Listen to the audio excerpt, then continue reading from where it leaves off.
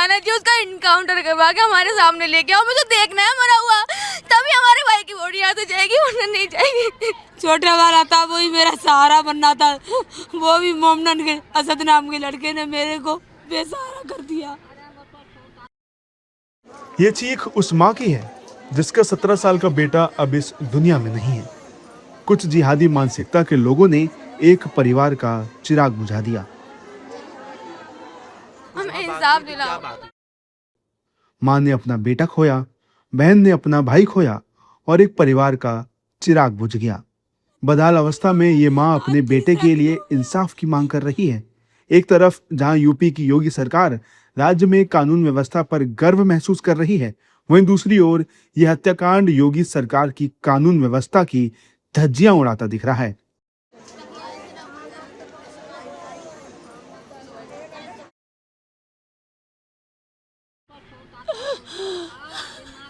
दरअसल ये मामला उत्तर प्रदेश के गाजियाबाद जिले के खोड़ा इलाके का है, जहां एक 17 वर्षीय हिंदू लड़के की बकरीद के दिन मुस्लिम युवकों ने मिलकर दिन दहाड़े चाकू से गोद कर हत्या कर दी। मृतक का नाम सूर्य प्रताप है और वो 11वीं कक्षा में पढ़ता था। सूर्या के साथियों ने ही बकरीद पर फोन कर उसे बुलाया और पूछा कि क्या बकरा हलाल होते हुए देखा है। इतना कहने के बाद ही मुस्लिम युवकों ने उस पर हमला कर दिया। घायल अवस्था में सूर्या को नोएडा के फोर्टिस अस्पताल में ले जाया गया, जहां डॉक्टरों ने उसे मृत घोषित कर दिया। परिजनों ने आरोपी असद के एनकाउंटर की मांग की है। मृतक सूर्या की मां और बहन ने क्या कुछ कहा है, आप वो सुनिए। मुझे खून के बदला खून, जैसे मेरे बच्चे को मारा है उसी प्रकार मार के मेरे सामने लाया जाए और मेरे बच्चे की डेड बॉडी मेरे पास लाई जाए। मैंने अभी 28 तारीख के सुबह 7 बजे से अभी अपने बच्चे का चेहरा भी नहीं देखा है। मैं ऐसी हत्यारिनुमा हूँ, आज तीसरा दिन हो गया, मेरे बच्चे का चेहरा भी नहीं देखा मैंने। ये भी नहीं देखा कि बच्चे का कहाँ लगी है। कितने बच्चे हैं आपके? मेरे सर 3 बच्चे हैं, 2 बेटे 1 बेटी। बड़ा बेटा मेरा दिमागी संतुलन सही नहीं है उसका।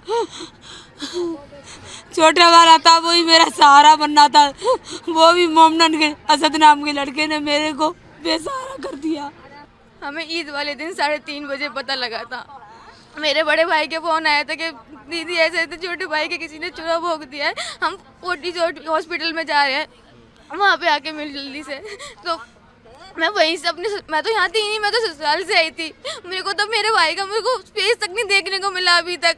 हम हॉस्पिटल से भी होके आ गए ना, हॉस्पिटल वालों ने एक बार भी चेहरा देखने दिया ना, अभी तक हमारे पास हमारे भाई की बॉडी आई है। क्या कौन लोग थे जिन्होंने ये किया, जानते हैं आप उनको? मोमनन थे, सारे के सारे मोमनन के बच्चे थे। ये असद नाम का लड़का था जिसने मेरे भाई के पेट में चुरा भोगा था।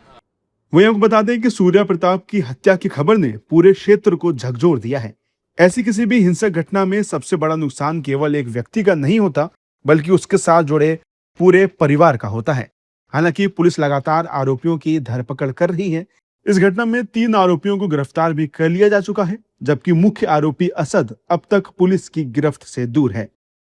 खोड़ा में दिनांक 28 मई को हुई घटनाक्रम में तत्कालीन सुसंगत धाराओं में अभियोग पंजीकृत कर लिया गया था, जिसमें आज थाना खोड़ा पुलिस टीम के द्वारा 3 नामजद अभियुक्तों की गिरफ्तारी सुनिश्चित की गई है तथा घटना संबंधित 2 अन्य संदिग्धों को भी हिरासत में लिया गया है। पूरे प्रकरण में पूछताछ और साक्ष्यों के आधार पर अग्रिम वैधानिक कार्रवाई सुनिश्चित की जा रही है। तो मुख्य आरोपी अभी भी फरार है? गिरफ्तारी तो प्रयास किए जा रहे हैं, शीघ्र गिरफ्तारी सुनिश्चित की जाएगी। 3 गिरफ्तारी हुई है और 2 डिटेन है। जी।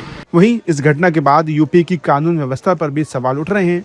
जहां सूबे की योगी सरकार अपराधियों पर लगाम लगाने और गुंडों माफियाओं से मुक्त यूपी की बात करती है, वहां इस तरह की घटना एक बार फिर सोचने पर मजबूर करती है। किसी भी सरकार की सबसे बड़ी जिम्मेदारी नागरिकों की सुरक्षा सुनिश्चित करना होती है।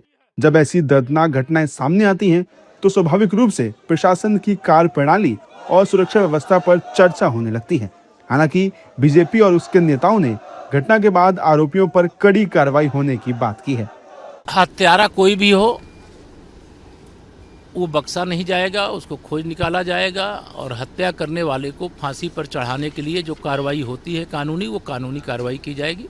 सरकार कानून व्यवस्था को लेकर के बहुत गंभीर है और जिन लोगों ने ऐसा अपराध किया उनके खिलाफ कठोर से कठोर कानूनी कार्रवाई की जाएगी। मैं सभी नए युवाओं से मैं कहना चाहता हूं, इनसे दूरी बनाकर रहिए।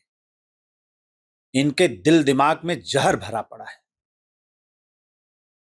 और ये टारगेट कर रहे हैं हमारे नए उम्र के नौजवानों को। सभी गार्जियन को भी चाहिए कि ऐसी मानसिकता से बच्चे दूरी बनाएं, उनको समझाने की आवश्यकता है। इनके मन में पूरी तरीके से जहर भर गया है। निश्चित है, हत्या हुई है तो परिवार दुखी है। हमारी संवेदना उस परिवार के साथ है और कानूनी कार्रवाई होगी। कोई जो भी अपराधी उसमें इन्वॉल्व है कोई बचेगा नहीं। कानून के दायरे में सबकी गिरफ्तारी होगी, जो कोर्ट से सजा दिलाई जाएगी ऐसे लोगों को। देखिए, हम तो सिर्फ इतना कह रहे हैं कि खोड़ा नगर पालिका में आज तक इस तरीके का ना कोई भी व्यवहार हम लोगों के साथ में नहीं हुआ। एक मुस्लिम व्यक्ति ने अगर ये पूरे मुस्लिमों को टारगेट कर दिया है ना, तो मुस्लिम समाज को भी हमारा साथ देना चाहिए अगर वो लोग सही है तो। ऐसे लोगों को अगर इतनी गंदी मानसिकता लेकर ये लोग बैठे हैं कि यारी दोस्ती करते हैं और यारी दोस्ती में इस तरीके की गद्दारी कर कर बच्चे को बुलाते हैं कि आज ईद है और ईद का हम लोग तुम्हें पार्टी देंगे। उन्होंने बुलाया और ये बच्चा चला गया और जाने के बाद उससे बोलते हैं कि बकरा हलाल होते हुए देखा तुमने, बकरा कटते हुए देखा है? उसने कहा नहीं देखा, तो नहीं देखा तो लो अब हम दिखाते हैं कैसे कटता है। वहीं सूर्या प्रताप की मौत केवल एक खबर नहीं, ये उस परिवार की अनंत पीड़ा की कहानी है जिसे शब्दों में पूरी तरह व्यक्त भी नहीं किया जा सकता है। पुलिस और प्रशासन दोनों की जिम्मेदारी है कि पीड़ित परिवार को न्याय मिले, दोषियों को कानून के अनुसार कठोर सजा मिले और भविष्य में ऐसी घटनाएं दोबारा ना हो। लेकिन यह हत्याकांड ये भी दर्शाता है कि अपराधियों के मन में कानून और प्रशासन का बिल्कुल भी भय नहीं है।